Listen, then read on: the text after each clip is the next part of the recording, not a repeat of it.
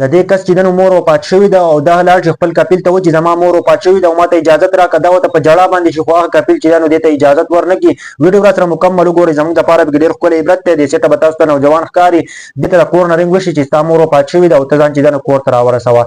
د خپل انډیوالانو ته وایي زما کپیل چې دی نو ډېر زیات سخت دی خو زه ورځم چې هغه نه اجازه غواړم چې ماته اجازه راکړي او ماته زه کور ته لاړ شم د خپل مور اخرنی دیدار وکړم. د هغه نه پس چې دی د خپل کپیل ته لاړ شي کپیل ته وایي که نه وایي ماته اجازه راکړه که نه او زما مور چې دی نو وفات شوې ده ماته اجازه راکړه. او دا ورته چې دی نو بالکل اجازه نه ورکوي وایي که ته چېرته لاړې نو زه به په تا باندې جرمانه هم ولګوم زه به تا په سعودي عرب باندې د ټول عمر دپاره بند کړم. آخرکار چې دی نو دا نوجوان ورته په ژړا شي چې ما چې دی نو اجازه راکړه او ما زما مور وفات شوې ده. دا نوجوان ورته ډېر زیات وژاړي خو دا کپیل چې دی نو بیا پرې هم رحم ونه کړي وایي زه تاله چې دی نو اجازه نه درکوم.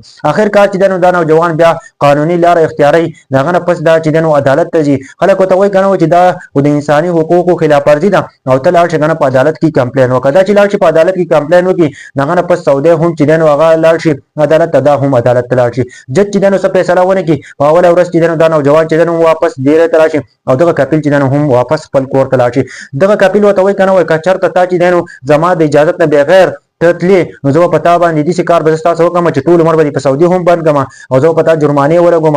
د هغه نه پس چې دی نو دوی چې دا نو بیا عدالت ته لاړل او په عدالت فیصله وکړله چې دا خو د انساني حقوقو خلاف ورزي ده او ته څنګه چې دا نو یو کس رامنې کړی دی په دې سعودي باندې چې دا نو 8 لاک ریال چې دا نو په دې باندې جرمانه ولګوله او د هغه نه پس چې دا نو دغه نوجوان ته ویل که نه وایي تا ته به اجازت میلاویږي او ته چې دا نو ته به خپل کور ته ځې ته به خپل ملک ته ضرور ځې. د هغه نه پس چې دا نو دغه سعودي والا اجازت ورکړي او 8 لاک ریال به چې دا نو هم ورکړي 3 ورځو کې چې دا نو د دې فیصله وشي. د هغه نه پس چې دا نو هغه خپل ملک بنګلادیش ته لاړ شي او هغه چې دا نو هلته ورسي. ملګرو د ویډیو مطلب او مقصد صرف دا دی کنه که چېرته تاسو ته هم مشکلات راځي تاسو په حق باندې تاسو هم بالکل کمپلین کولی شئ ځکه کنه چې دا د انسان حقوق خلاف ورزي ده او بالکل په سعودي عرب کې چې نو داسې نشي منو دی هغه دا بالکل نه مني کنه چې د انسان حقوق خلاف ورزي دی. وشي ملګرو دا یو واقعه راغل وير ډېر افسوسناک واقعه ده.